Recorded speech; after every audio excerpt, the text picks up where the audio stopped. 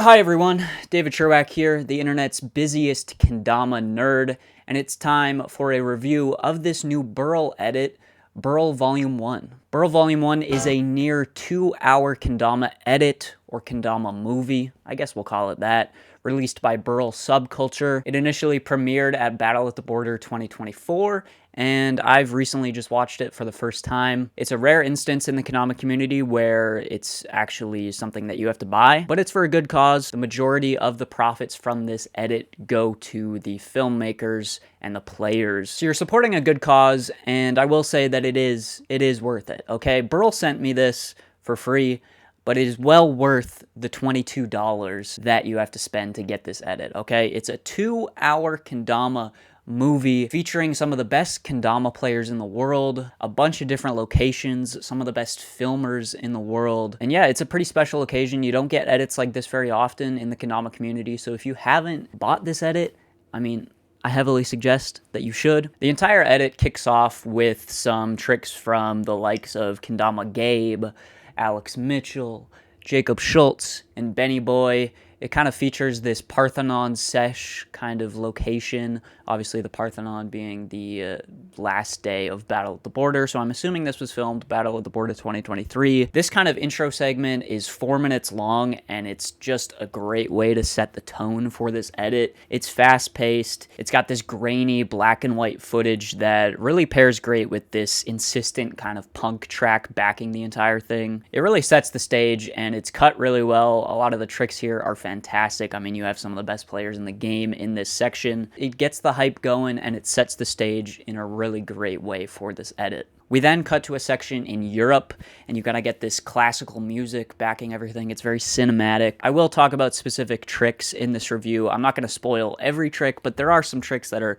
very noteworthy that I have to bring up, especially in this section where Tio hits a 3-2-1 tap with a fish special stunt fast. You can see with his reaction that it was quite a grind, so shout out to Tio for that. We then get a U2 song that comes in.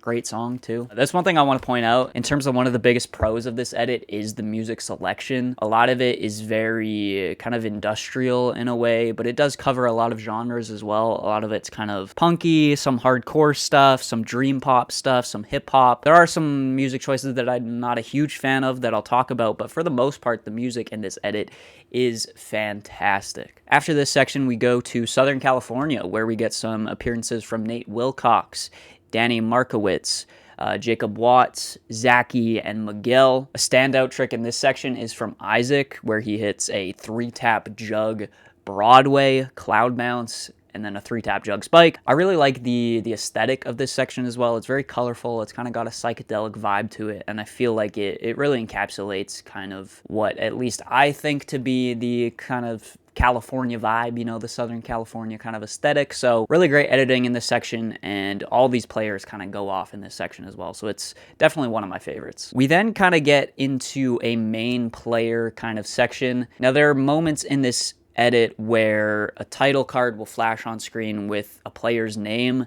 and that's what I kind of define as a main player moment. The first one we get is from Dany. A lot of what you would expect from Dany in this portion of the edit. Some Cinderellas, some cloud bounces, some warps, some nice string flow. There's a crazy like pinch loop body bounce trick where he goes from like his knee to his foot. It's crazy. It's thrown in some late goons as well. So a very long section from Dany, and he does appear later on in the edit as well. But this main section from Dany is fantastic, and it's a great way to kind of kick off these main player sections. We then cut to Northern California, where we get some really nice cinematic kind of desert shots. We got Tio in this section. We got Rod Dama. We got Jacob Lowe and Ben Harold. It's nice to see both Jacob Lowe and Ben Harold in this part. They both do some, Jacob Lowe does a really nice kind of pinch trick in here that's obviously inspired by Ben Harold. Tio's tap tech really throughout the entire edit, but especially in this section, is really something to behold. This section kind of ends off with Rod doing some voiceovers, talking about the connection of people through kendama. And that's one thing I do like about this edit. There is attention to detail in the narrative elements of it in terms of like the voiceovers. I do think that there could be a little bit more in terms of the voiceovers, but I'll talk about that a little bit later. We then jump into Benny Boy's main player section. Really love the song in this section. It's kind of like this dream poppy, shoegazy kind of song. Some really nice candle tech in this. Of course, the ghost stunt fast, some nice lunar tricks. Yeah, really solid section from Benny Boy overall. The next noteworthy section that I wrote down here is the Boston section. I love the kind of pixelated and glitchy camera effects going on here. There's moments where the frames just like completely stutter and glitch. It feels kind of cursed in a way, and I think that's what they're going for. It feels very dirty and kind of dingy. A lot of the shots during this part are kind of take place in a nighttime setting, so it really adds to that as well. You get some tricks from Pinchy William and Brent Duffy, two really good pinch players.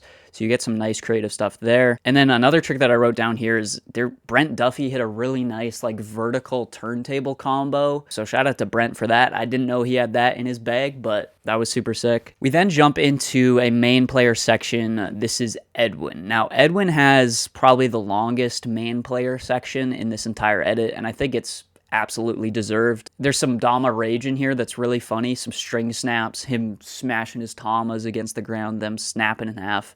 But of course, he's doing the switch tricks. He's doing goons, pinches, insta lighthouses, stilts. I really like the variation of tricks that Edwin does here. It's long, but he keeps it entertaining with how many different tricks he's doing. There's a really nice narrative section to this part as well, where we kind of go over how Edwin films his story tricks. And I think it really does a good job of going into the mentality of Edwin and the mentality behind his sessions, because as we know, Edwin has some of the craziest story tricks in the community. He's doing some naughty birds in this section that are crazy. He ends it off with a banger that I'm not going to say because I don't want to spoil it, but it's a crazy stilt banger that is on par with some stuff that Nick Gallagher's done, on par with stuff that Elliot Patterson has done. So shout out to Edwin for that. One of the longest main player sections and probably the best out of this entire edit. So there you go. Edwin just absolutely killed this section. At this point, we're kind of at the halfway mark of this edit.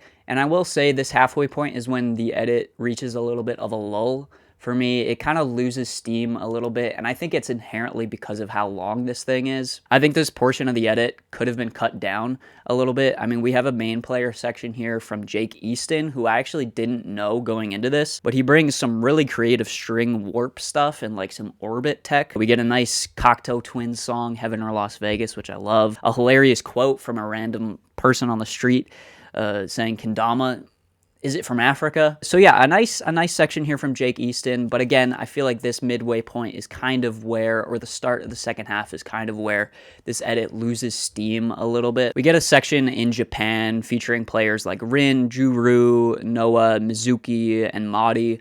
A lot of soul players, of course. You get a nice presence from Chad in this part of the edit as well, him kind of doing some voiceovers and some narration.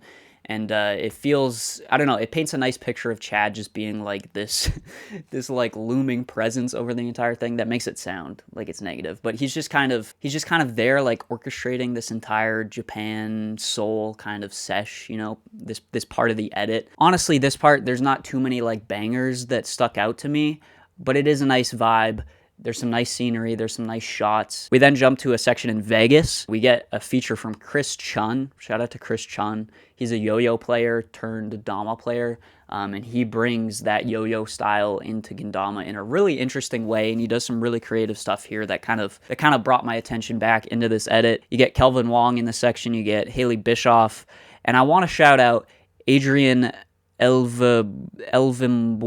I don't know if I'm saying that right. He lands an absolutely insane lunar trick in this section. I'm just going to say it. It's a trip lunar tray, insta trip lunar backflip. Okay, that is such a hard trick and a trick that I was not expecting from Adrian at all. Kelvin Wong has a lot of tricks in this section and a lot of them are very techy. I think he's definitely the highlight of this section. He has like a finger lighthouse Broadway trick that's insane, or he has like the finger in the bevel, you know, and he does some sort of Broadway trick. Now there's one song choice in this part of the edit that I don't like. There's a Young Gravy song choice, and I just I don't get the Young Gravy appeal. So like I was saying earlier, most of the music in this edit is great, except for this one song. I mean, not every song is going to be for me. It's completely subjective, but I think that song choice just kind of throws everything off, especially in the context of every other song choice. Like, if the entire edit was Young Gravy songs, I mean, I probably wouldn't enjoy it, but it would make more sense. But just throwing that in, sandwiched between everything else, it feels a little bit out of place. We then jump into a main player section from Alex Mitchell, and he's kind of in this abandoned warehouse that brings a really nice, like, kind of industrial vibe to the entire edit. Obviously, his tricks in this section are insane. Alex has really become someone who's doing a lot more technical stuff. Like, obviously, I feel like we know him, or we used to know him as someone to do solar flares and border balances and taps and stuff like that. But in this, I mean, he's doing spike taps on this. He's doing a lot of, like, candle stuff, a lot of just spike-oriented tricks that I think are really technical and difficult. Some cloud bounces. He does a spike Wong tap at one point that's just crazy. So yeah, a really good section from Alex. I wish his section was a little bit longer, but that's really my only complaint there. I mean, his tricks in this section are insane, and I like the location. The filming is good, and yeah, it's one of the best sections. We then jump to kind of the ending section of this edit, and I think it was absolutely genius to leave this section to the last, because this is easily the best section of the entire edit for me personally. This is Tio in Leiden, filmed by Oscar Ealand. Now, let me just say, this is the most well-shot section. It's got some of the best music of the entire edit.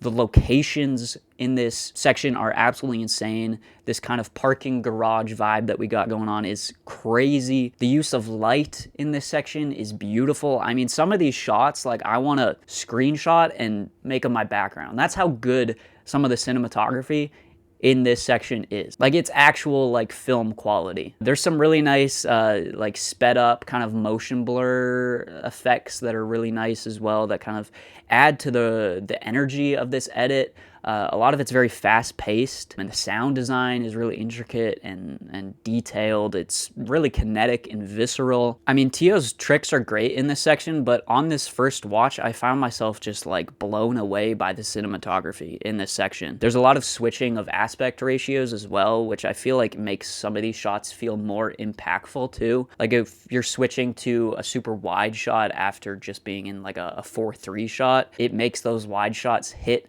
a lot harder as well. And overall, just, like, again, the cinematography, the artistic intent here, the music, just everything about this section is so well done. And I think it's easily the best kendama related video I've ever seen. It's, like, actually film quality, and it's actually insane. So if you've been thinking about buying Burl, I'd say buy it literally just for this section. I mean, the rest of the edit's fantastic, but just for this section alone, buy this edit. It is so good. Oscar Ealand absolutely killed this section. Tio killed this section. The locations, the shots, the music, the editing, like, it's all just so this The colors, man, the colors in this section are insane. It's pretty fantastic, and it's such a great way to end off this album. It's such a, or not album, this edit. It's such a memorable way to end off this edit. And then we kind of end things off fully with the kind of credit section of this, I will call it. We get a really nice George Clanton song. I'm really happy that George Clanton was in this edit. It feels like he should be in this edit. It's really psychedelic. It's really, like, nostalgic in a way, and I think it works perfectly as, like, an ending kind of outro song. We also get Jake Weens doing some voiceover on this outro, which I think is really fitting as well. And yeah, it's just a nice kind of heartwarming way to kind of end this edit that I think is honestly one of the best edits I've seen in my life. I'm not gonna lie, this is easily one of the best edits, and it's not just because of the length. I think the length actually hinders it just a tiny bit, but yeah, you're getting some of the best cinematography ever. I mean, the tricks are fantastic. That's just gonna happen when you get some of the best players, or the best players in the game, in this edit. I think the overall vision was really smart here, and I think the overall edit was executed really seamlessly and really in an engaging way. Like, yeah, there's a few points where it kind of loses steam a little bit for me, but for the most part, the transitions between sections here are really seamless. There's a nice kind of cohesive aesthetic to the entire thing as well. It's got this kind of grainy feel to it, and I think the music really enhances that as well. Really great sound design, really nice pacing, like I said, a good structure. The standout sections for me were E.T.'s main player section, Tio's section at the end, Alex Mitchell, the Boston section that was really like glitchy and pixelated with Brent Duffy and Pinchy William, and then the intro as well. I think the intro does a great job of kind of setting the stage. Yeah, my slight nitpicks of this, I would have liked a little bit more voiceover slash narration. I think at times it is a little bit too much of a constant onslaught of tricks, and it can get a little bit mind-numbing. So I do appreciate that there was some voiceovers thrown in, but I think just a tiny bit more would have kind of kept me engaged a little bit more, because again, it does lose steam at points when you're just getting hit with trick after trick after trick. And like I said, the second half starts off a bit slow, but other than that, I think this is really a pivotal moment in terms of kendama film and kendama edits. It's rare that you get something like this, and it's rare that you get something that has this much work put into it and this much passion put into it. I don't know how long this was filmed for, probably over a year. So it's just, there's a lot of dedication put into this, a lot of attention to detail, and a lot of taste as well that I like. I think one thing that goes underrated with edits is taste in terms of both music and just like stylistic choices. And I think this edit is really tasteful and really stylish, and again, has a lot of attention to detail put into its overall aesthetic. So that's why I'm feeling a light 9 on this kendama edit. Let me know your thoughts down below. Let me know if you've seen it. And yeah, make sure to leave a like, subscribe, go download the edit, and I'll see you guys in the next video. Peace out.